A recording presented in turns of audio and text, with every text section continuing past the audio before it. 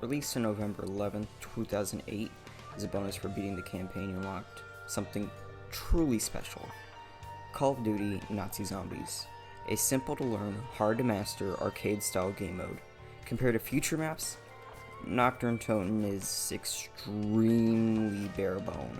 There's no perks, no good wonder weapons, no traps, and no good training spots. You have to be extremely high skilled to get to high rounds on Nacht. More specifically, the Black Ops 1 version, because if you didn't know, Call of Duty World at War Zombies has a round cap of 24 for its maps. So, well, 3 of them, except for 3s. They never increase past that. The world record for Nacht is an absolutely insane round 2019, held by Abu Sharif. In comparison, the 2-player world record is round 50, held by Carlos Skrillex and Yal92. That's a 1,969 round difference. And it's crazy. It's absolutely insane. The amount of time you need to do that must have taken a week, at least a week. But with that said and done, let's actually talk about Nacht Untoten. I think one thing that Nacht has as an advantage, as well as most World at War maps, is its atmosphere. I think the best examples is Nacht, Verruckt, and Shinonuma, but you just feel completely isolated. You're in an abandoned airfield bunker, and your only goal is to survive as long as you can. There are no characters, per se, no quotes, there aren't any jokes being said. I think that actually really helps the map feel consistent. It sticks with a goofy, not in a goofy, but a spooky vibe is the word. And it just helps it feel just so good. There's barely any lighting. If you look around the map, there's a couple of lanterns. Your only main source of light is the moon. And again, I think that just magnifies the atmosphere. It's just the lack of lighting is just icing on the cake.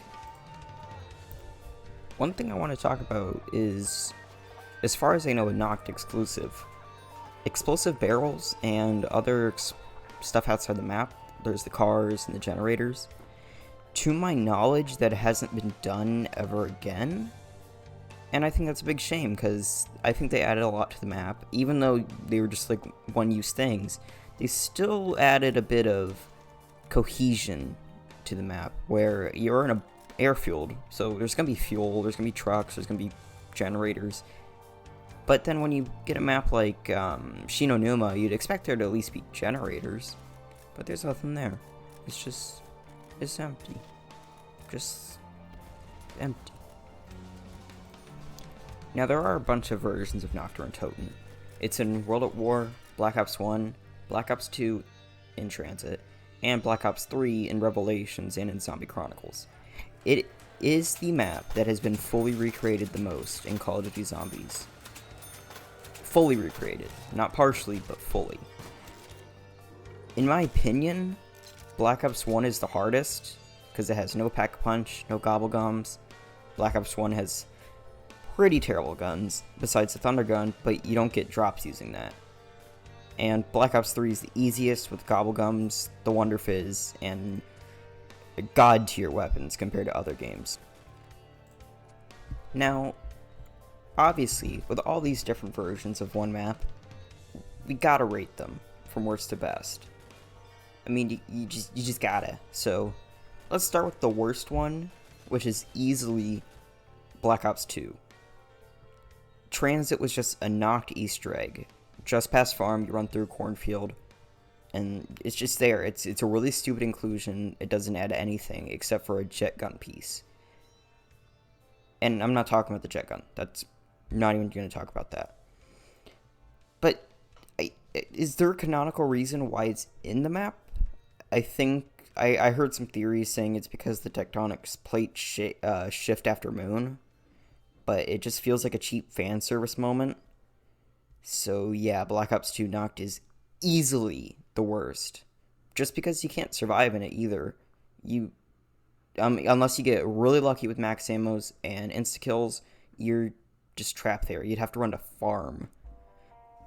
You wanna go to farm, brothers? Let's go to farm, get me some double tap root beer.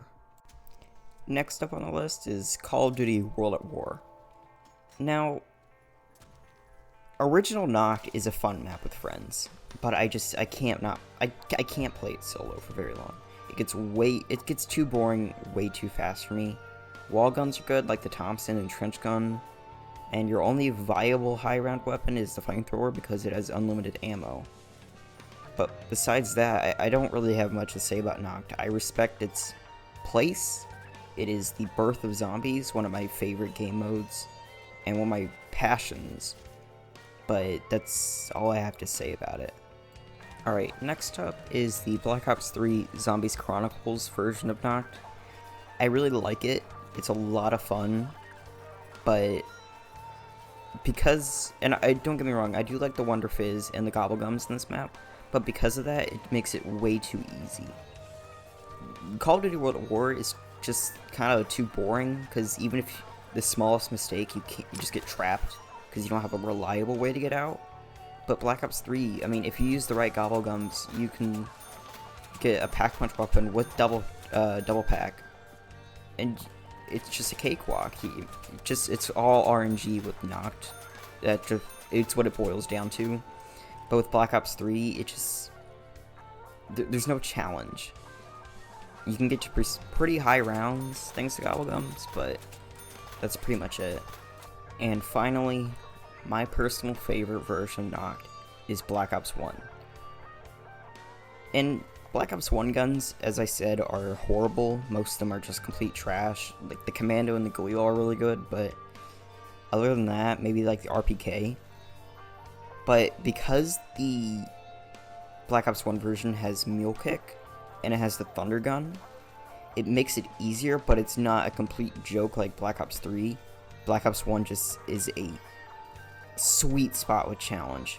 And can I just say, one thing I really like about the Black Ops 1 remasters is they actually have the same wall weapons from World at War. They remastered them. And I understand that most of them were from the campaign, so it probably didn't take that much effort.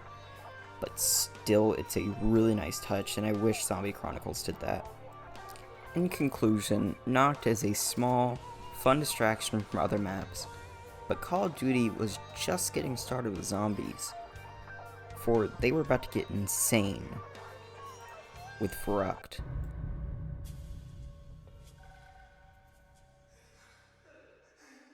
The World at War maps will be the shortest videos of this series, so once we get into Black Ops 1, the videos get longer and more in-depth, because World at War doesn't have much to talk about. They're very simple maps when you get down to it. But if you'd like to see more, please like this video, comment, subscribe.